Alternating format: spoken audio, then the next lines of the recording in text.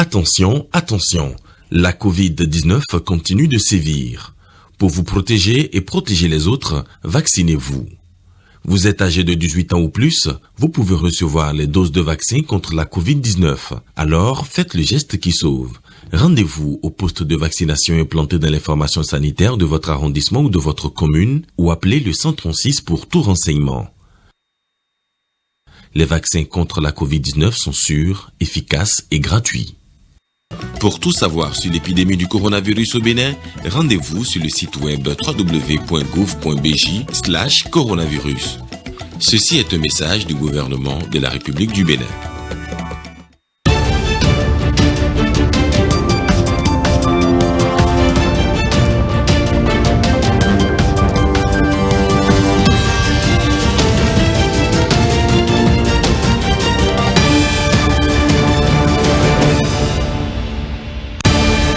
Il a 60 ans. L'ancêtre du Trésor public a démarré en toute souveraineté avec des cadres dahoméens en août 1961. 60 ans de gestion de la Bourse de l'État qui se fête en pleine transformation digitale. Désolation à Alafiarou, hommes et biens trempés. Des habitations sont menacées d'écroulement. L'une de nos équipes derrière le maire de Tchaourou est allée voir de près le désarroi d'Alafiarou. Attention à la leptospirose. Le nom de cette maladie est aussi barbare que ses effets mortels. Sournoise, elle prend un bout d'organe et embrase tout le corps. Signes, avant-coureurs, prévention et précaution dans ce journal. Bonsoir et merci de vous retrouver pour ce journal. Le Bénin fête ses 60 ans, les 60 ans d'existence de son trésor public. Les fonctionnaires de cette institution qui tient et gère la bourse de l'État fêtent cet anniversaire en pleine transformation digitale de leurs services. Des réformes qui simplifient les procédures et facilitent la vie à tous, aux usagers comme à l'administration elle-même. Le trésor public a 60 ans et se modernise. La fête a démarré sous les yeux de Ghislain Poguet et de Patrick Imanvor. C'est la fête à la direction du Trésor public et de la comptabilité. 60e anniversaire de création et fête annuelle de l'institution couplée. Occasion pour les agents d'évoquer les réformes survenues au sein des services du Trésor public depuis 2016. L'administration du Trésor a bénéficié des externalités positives du PAG Bénin révélé, ce qui a accéléré les projets de dématérialisation de ces services. Dématérialisation et digitalisation des services offerts aux clients. Un chantier majeur des réformes. Bancarisation de tous les paiements faits par le Trésor public. Réforme de la gestion financière et comptable des postes diplomatiques. Mise en œuvre progressive du compte unique du Trésor. Série de réformes couronnées depuis 2019 par la certification à la norme ISO 9001, version 2015. 3 jours de festivités, plusieurs activités programmées. Plusieurs communications seront animées autour des thématiques dans la dématérialisation au Trésor public, la tribune aux doyens qui facilitera le dialogue intergénérationnel et donnera l'occasion à nos anciens de vivre entièrement l'événement en tant qu'anciens personnels de cette administration. L'entretien des clients sur les services dématérialisés et diverses compétitions ludiques sont également prévues. Fin de la fête le samedi 14 août 2021 avec une manifestation grand public. Là, les agents à la retraite seront à l'honneur. Promotion de la médiation commerciale au Bénin. C'est sous ce thème que vont se dérouler les journées nationales de la médiation les 21, 22 et 23 septembre prochains. Un règlement conciliant est moins compliqué, procédurier qu'un règlement judiciaire stressogène. Tel est le charme de la médiation proposée en alternative, entre autres, au règlement des différents commerciaux. Plus éloquent sur le sujet, écoutons le président du Centre d'arbitrage, de médiation et de conciliation du Bénin, CAMEC Bénin. L'État béninois et la plupart des pays africains, dans l'arsenal ou la panoplie de mesures qui sont prises pour l'amélioration du climat des affaires, prennent des initiatives pour sécuriser tout ce qui concerne le règlement des litiges. Alors, l'une des missions du CAMEC étant la promotion de la pratique de l'arbitrage, de la médiation et de la conciliation dans le règlement des litiges commerciaux par l'information, la sensibilisation, la communication et la formation. Nous initions donc les journées nationales de la médiation dans le but de donner plus de visibilité au CAMEC, à ses partenaires et surtout au mode alternatif de règlement des litiges. Il s'agit d'intéresser les entreprises, de leur expliquer tous les avantages qu'ils ont à faire recours au CAMEC, à faire recours aux médiateurs. Mais il n'y a pas que les entreprises. Contrairement à ce qu'on le pense avoir un profil de juriste forcément, mais même journaliste, vous pouvez vous retrouver comme médiateur. Et donc, ces journées permettent d'ouvrir une fenêtre de discussion et d'échange pour que tout le monde puisse s'intéresser à cette activité. Ça va être sur 3 jours. Les dates, ce seront les 21, les 22 et 23 septembre à la Chambre de commerce et d'industrie du Bénin. Et pour clôturer cet événement, nous avons une deuxième activité qui est le concours sur la médiation commerciale. Les citoyens béninois qu'on va voir à présent vivent l'infortune. Une soixantaine de familles sont sans abri, pieds et bien sous l'eau. De nombreuses habitations sur le point de s'écrouler. Les dégâts des dernières pluies à Lafiarou, arrondissement de Tchaourou, sont énormes. Le maire, à la tête d'une délégation, est allé toucher du doigt la détresse de Lafiarou. Constat avec Kolaolé Boniface Biaou. Les enfants dormaient dedans avec la femme, tout et tout. Et on constatait que... C'est la tristesse à Alafiarou. Des maisons tombées et d'autres qui ne résisteront pas encore longtemps. Les populations de cet arrondissement de Tchaourou payent le prix fort d'une pluie qui s'est abattue sur la localité. On a passé le reste de la nuit dehors ici. Bon, comme il avait une maison à côté, ils nous ont passé la maison là. La maison ne pouvait pas supporter tous nos affaires. On est là pour le moment. Depuis avant-hier jusqu'à l'heure actuelle, on compte au moins 59 déjà sans abri.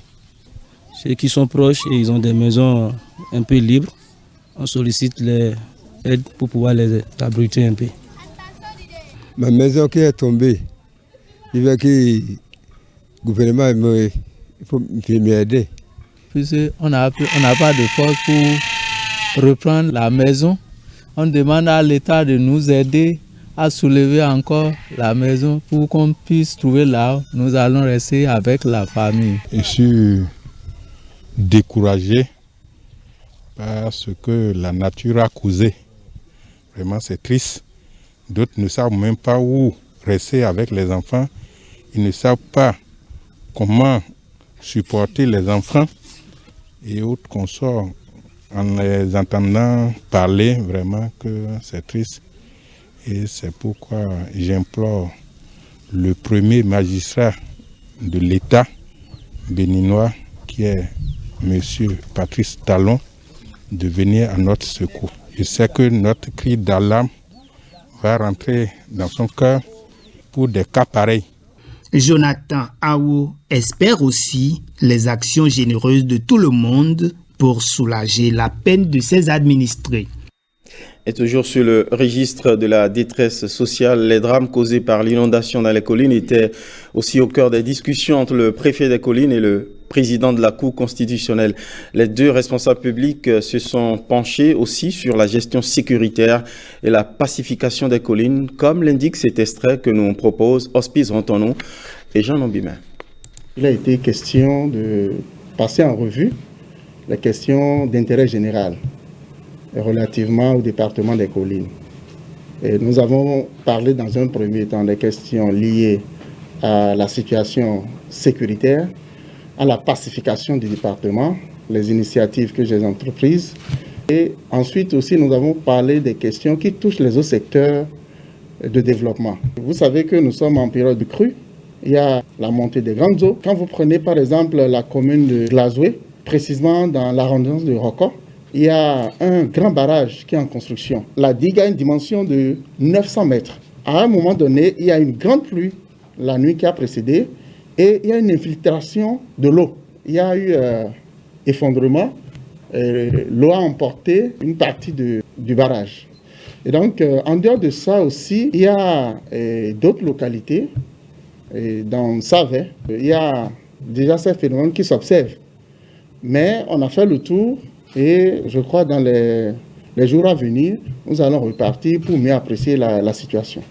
Et quand je l'ai suivi avec tous les conseils, je vous assure, je suis sorti satisfait. Cap à présent sur le département du Borgou, où on sensibilise à une occupation plus civique et réglementaire des espaces publics. À l'initiative, on retrouve le préfet et le maire de Parakou dans une descente dans la cité des Kobourou pour faire de la pédagogie propre à mettre fin à l'occupation anarchique des espaces publics. Voici les images captées par Cadnel Kako et Dorcas Tito. Libérer les espaces publics, notamment les trottoirs, destinés aux usagers vulnérables de la route que sont les piétons. Le mot d'ordre est clair. Djibril Mama Sissé, accompagné du maire de Parakou, Inoussa Chabizime, sensibilise ainsi ses occupants en situation illégale pour une libération sans délai de l'espace public. Un ultimatum a été donné. Dès ce soir, nous allons commencer la répression. Parce que depuis un certain moment, nous avons sensibilisé, nous avons informé nos populations, mais maintenant nous passons à l'acte. Et l'acte, c'est de déguerpir les gens par force. Et c'est ce qui va être fait dès à présent. Nous allons effectivement passer à la phase de la répression. Et j'entends par répression que l'autorité judiciaire même est saisie et est en phase avec nous pour une synergie pédagogique. Et nous allons pouvoir vous dire que à votre tour, vous allez continuer à relayer pour que les gens soient sermonnés, pour être disciplinés, parce qu'il est inconcevable que l'ordre public se conjugue avec l'occupation anarchique des trottoirs, des espaces publics. Du carrefour La Colombe au quartier Zongo, en passant par les marchés Guéma et Dépôt, les populations sont sensibilisées sur la nécessité de préserver et de libérer les infrastructures routières réalisées à grands frais. Vous n'êtes pas sans savoir qu'un certain nombre de travaux ont été faits dans la ville de Parakou, dans le cadre donc, du projet asphaltage. La ville est en train de gagner en modernité. Il n'y a pas de raison qu'on assiste à des actes de vandalisme, à des spectacles qui contrastent fortement avec cette métamorphose que la ville est en train de connaître. Une métamorphose de la ville de Parakou que le préfet du Borgou compte bien maintenir par tous les moyens. L'ultimatum ainsi lancé place donc à la répression. Santé à présent avec cette maladie sournoise, je l'annonçais en titre, qui agit, sévit de manière quasiment invisible. La leptospirose, infection de la peau qui peut atteindre les autres organes si elle n'est pas vite diagnostiquée. Comment se transmet-elle? Peut-on l'éviter? Voici quelques éléments de réponse dans ce reportage signé Christelle Tongodo et présenté par Blaise Adampo.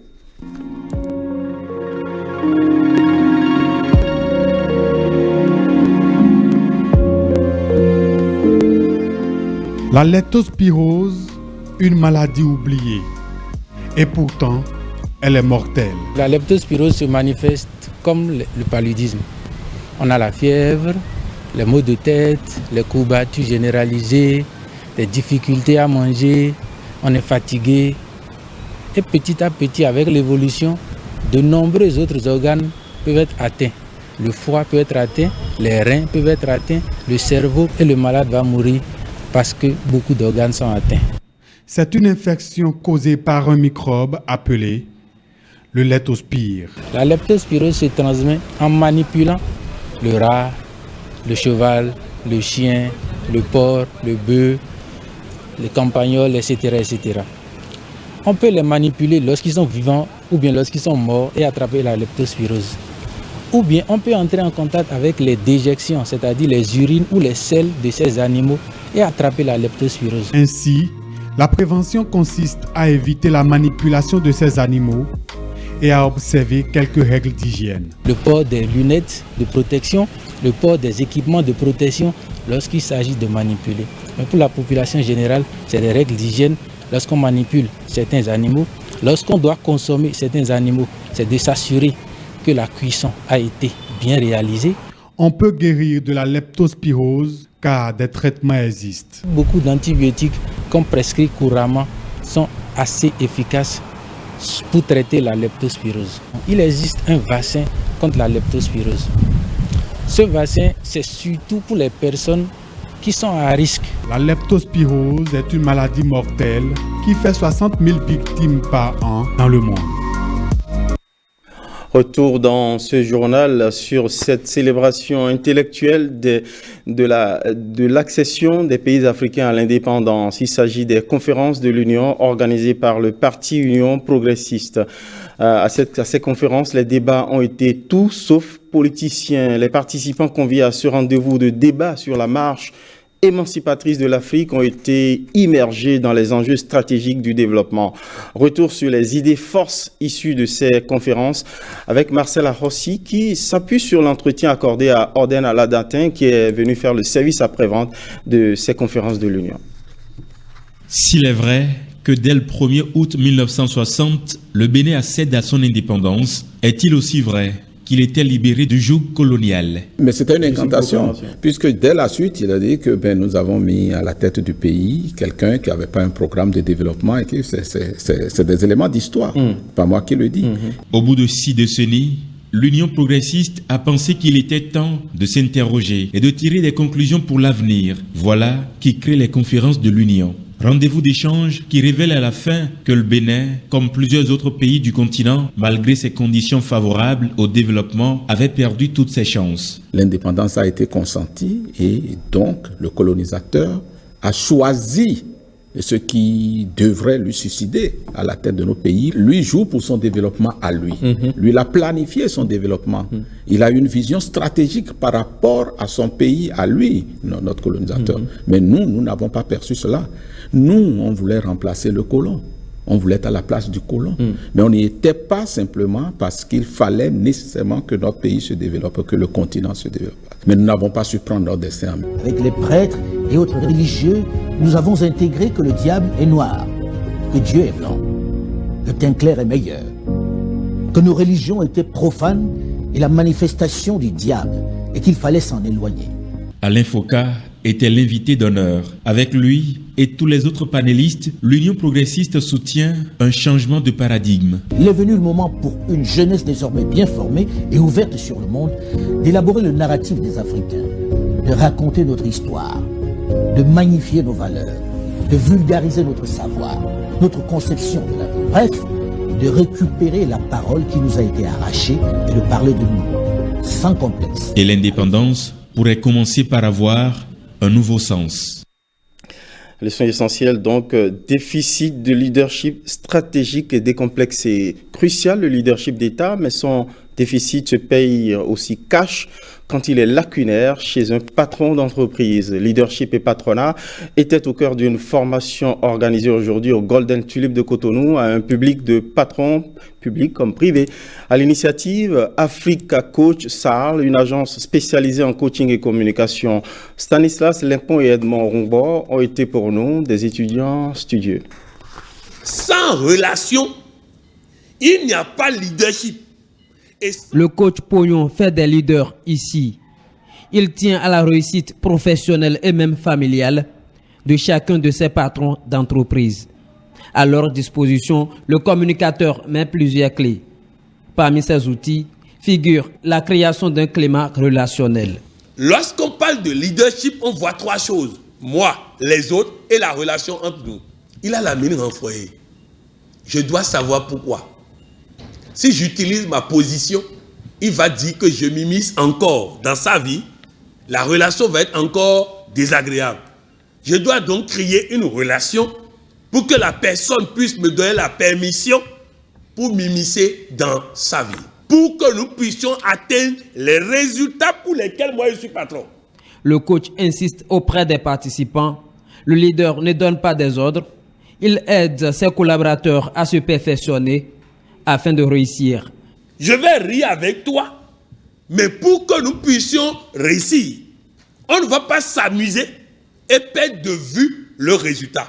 Je vais faire une comparaison. Des comportements aux compétences que doit avoir un patron d'entreprise. Le coach expose tout. Les participants expriment leur inquiétude. Le formateur les satisfait. Est-ce qu'on est en train de comprendre? Déjà, des témoignages pleuvent. Visiblement, leurs attentes sont comblées avant la fin du séminaire. Ça m'impacte parce qu'il y a beaucoup de choses dont on n'a pas forcément conscience. Et donc, Pour moi, c'est des choses que beaucoup de gens doivent entendre pour pouvoir s'améliorer et améliorer la société dans laquelle on est. Je sens déjà en moi un début de transformation. Cette formation en leadership et patronat dure 2 jours. Elle est une initiative de l'Agence africaine de coaching et de communication. Leadership, ambition et développement des médias africains, on en parle avec le directeur général de l'Union africaine de radiodiffusion, UAR, qui était en visite de travail au Bénin. Grégoire Ndiaka est venu discuter avec le directeur général de l'ORTB de plusieurs sujets liés au développement des programmes. Grégoire Ndiaka est revenu sur les défis de l'UAR dans un entretien dont Blaise Adankpo nous propose ici une substance. Ce que je peux vous dire, c'est qu'il y a eu une véritable convergence de vues entre lui et nous. Et l'UAR, nous avons dit qu'il faudrait qu'on fasse corps et qu'aujourd'hui, qu'on ne se laisse plus berner par ceux qui arrivent.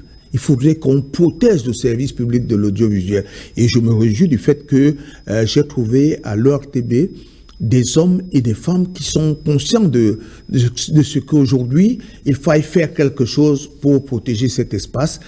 Nous avons parlé de la prochaine Coupe d'Afrique des Nations. L'UAR va produire un magazine pendant cette période-là, un magazine qui va présenter le Cameroun dans tous ses aspects. L'ORTB va certainement prendre ce magazine, va le diffuser, et puis nous avons demandé au directeur général de désigner un de ses collaborateurs pour qu'il soit le correspondant du réseau de change de programme. Wow. Il faudrait que lorsqu'on regarde l'ORTB, la chaîne de télévision, qu'on sente que c'est une chaîne africaine qui parle de l'Afrique. En tant que UAR, le grand défi, c'est le défi des contenus. Très bien. Il faudrait améliorer nos contenus. Il faudrait que nos contenus écrivent l'histoire de l'Afrique, la beauté de l'Afrique, qu'elle parle de ces hommes et de ces femmes qui travaillent au quotidien. Il faudrait des contenus diversifiés, des contenus profonds, des contenus réalisés par des professionnels. C'est pour cela que nous faisons des séminaires de formation et nous allons en faire un peu plus dans les prochains jours. Nous devons écrire notre histoire. Il faudrait que nous arrêtions de consommer l'histoire tronquée, notre histoire, mais tronquée, ou alors notre histoire vue sur le prisme déformant des autres. Voilà des contenus africains sur les médias africains. Tel est le défi qui attend les médias africains. Allons faire à présent du sport sur la route des pêches à la marche. La route des pêches à la marche, c'est un événement sportif attendu des randonneurs à 16 jours du coup d'envoi de la 5e édition. Le club sportif Marche Pro, organisateur, éclaire le public sur son agenda. Suivons ici le coordonnateur du club Marche Pro au micro de Robert Copin-Edor et Ramatou Lawane. La route des pêches à la marche, elle aura bel et bien lieu cette année-ci. Ce sera le 28 et le 29 août 2021. C'est du sport d'abord. C'est du sport, c'est de la marche. C'est 32 km de marche le long du littoral, en partant de Fidjrosser, fin pavé, que nous connaissons très bien, à la porte du non-retour à Ouida. Donc 32 km que nous devons faire tout en marchant. Et en marchant à notre rythme, en marchant, en contrôlant notre énergie. Nous ne nous pressons pas forcément, chacun à son rythme. Ce n'est pas une compétition. On y va à son rythme. On découvre l'espace, on découvre le tronçon. La route de pêche à la marche amène la population à sortir massivement et comprendre que la marche, elle est indispensable. Il y a également cette communion sociale que crée cet événement d'envergure. Il y a bel et bien une action caritative qui ceinture l'événement. Elle se déroule souvent le lendemain, le 29 août cette fois-ci. Et cette action, cette fois-ci, c'est un don de kits scolaires et de vivres à un orphelinat de Ouida pour impacter quand même positivement par l'événement qu'est la route des pêches à la marche. Passons à présent à l'actualité sportive phare du moment avec la star argentine Léo Messi qui a signé depuis quelques jours à Paris. L'une de nos équipes de reportage a fait un tour dans la ville de Cotonou pour s'imprégner de l'engouement suscité par ce contrat. Voici le reportage de Blaise Adampo. À Paris comme à Cotonou, la signature de Lionel Messi au PSG déchaîne les passions et chacun y va de son commentaire.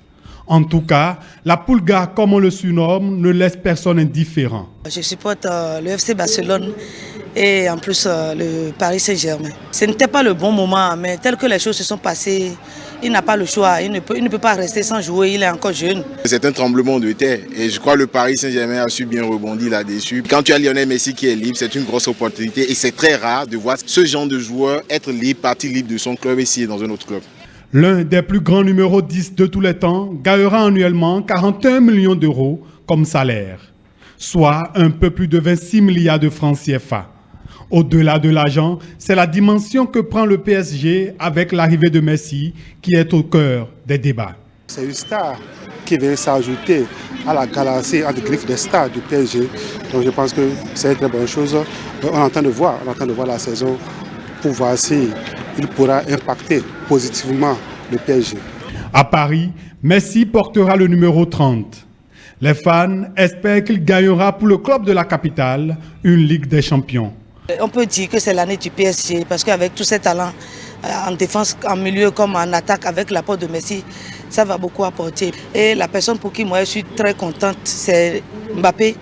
Avec sa vitesse, il sera beaucoup nourri par Messi. A priori, ça devrait leur permettre franchement de démarrer les matchs de Ligue des Champions à partir des quarts de finale vraiment de manière, on va dire, conquérante. Il y a beaucoup de stars là, donc avec ça, je pense que ça peut donner quelque chose de potable quand même.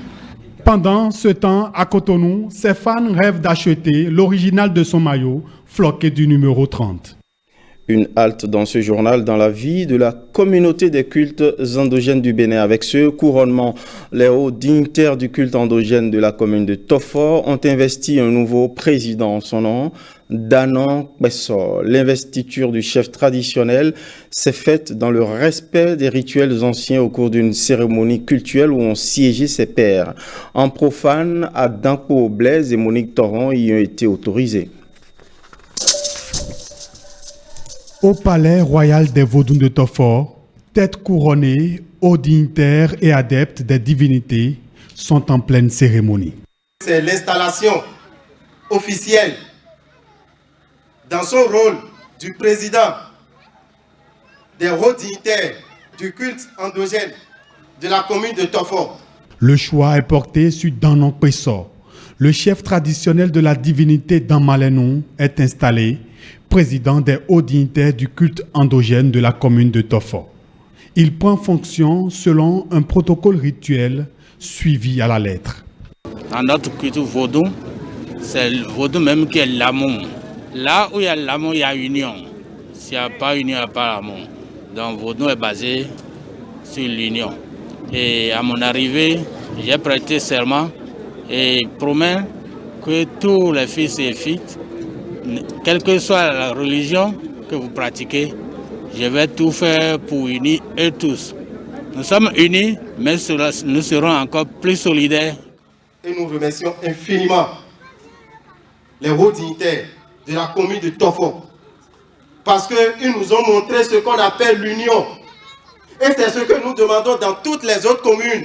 Notre souhait, c'est de travailler avec lui, la main dans la main, afin que donc, ce qu'on attend donc, de ce secteur-là, qu'on puisse l'avoir. Et pour mettre un terme à la cérémonie de plus de 3 heures, Danon Bessor reçoit les civilités des adeptes des différentes divinités de la commune de Tofor.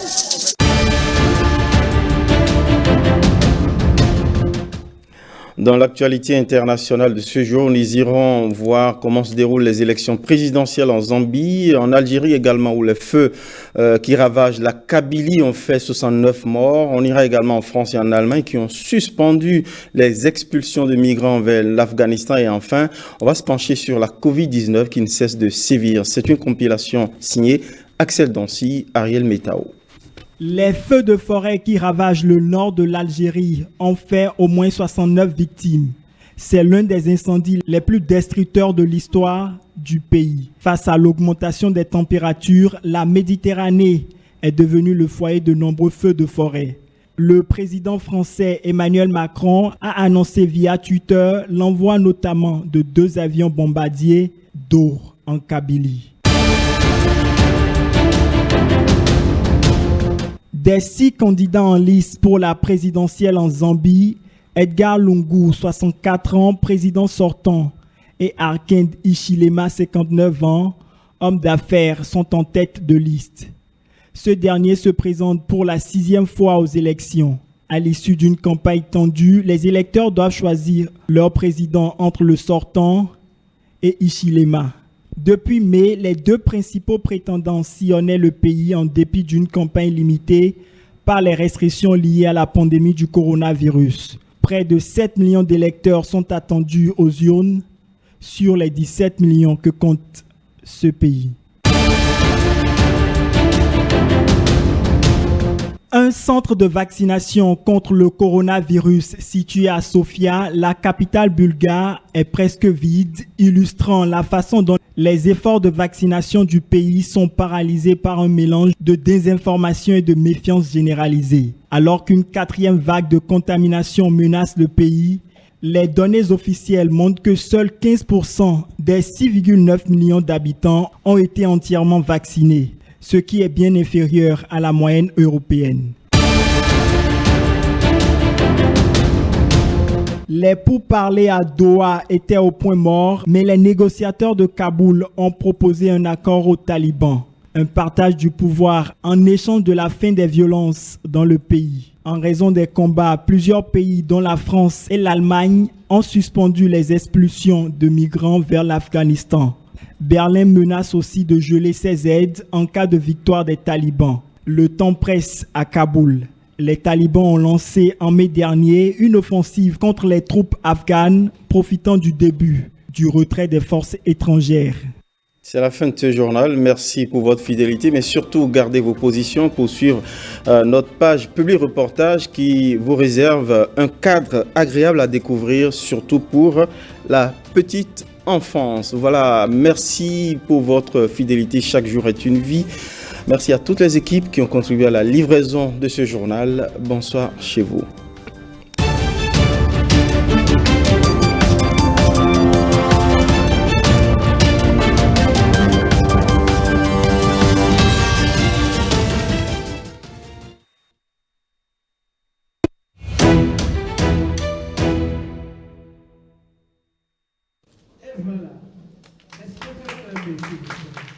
Des modules de salles de classe nouvellement construites pour les unes et remises à neuf pour les autres. Des joyaux entièrement dédiés à la petite enfance de l'arrondissement d'Agoué dans la commune de Grand Popo. L'œuvre est de l'association Alzagoué, un creuset des fils d'Agoué résidant dans la région d'Alsace en France, œuvrant pour le développement de leur localité d'origine.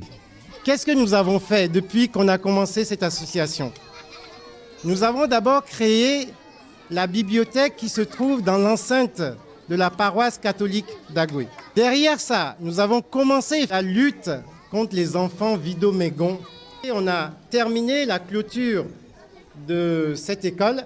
Nous avons construit les toilettes qui sont là-bas. Nous avons construit ce beau bâtiment. Nous avons reconstruit le bâtiment que vous avez derrière vous. Une série de réalisations qui aura coûté près de 33 millions de francs CFA, avec pour principal contributeur un partenaire français qui a fait le déplacement d'Agoué. Je voudrais avant tout remercier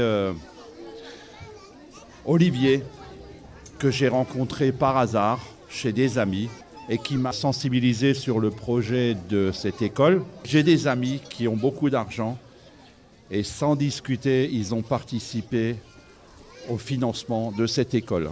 La contribution de ces donateurs étrangers est le symbole d'une fraternité sans frontières, souligne le préfet du Mono, qui au nom du gouvernement béninois a salué l'initiative de l'association Alzagoué. Merci d'avoir porté cet amour pour nos enfants.